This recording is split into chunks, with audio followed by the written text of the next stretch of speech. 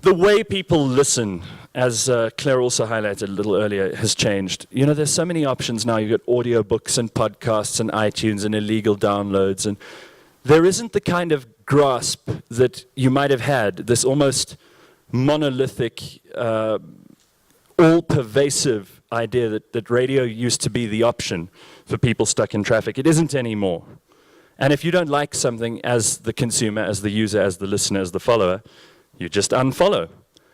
That's been happening in radio for years. It's a touch of a button and you're onto something else. Or you plug in your iPhone and you start listening to something you downloaded yesterday afternoon in preparation for the DJ who would be boring the next morning.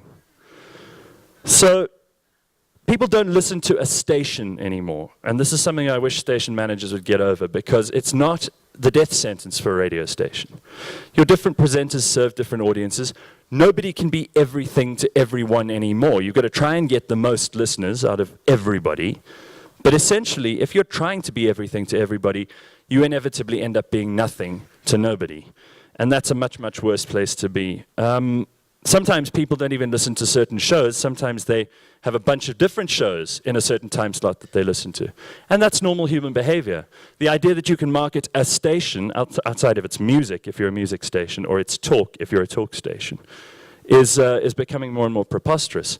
And obviously there are going to be weak and strong links during any station's lineup. But there are also things that differentiate the ones who are moving forward from the ones who are kind of staying where they are. Thank God for traffic, because that keeps drive time shows going head and shoulders above everything else. So we don't say that to our listeners, but that's the real reason that we're happy.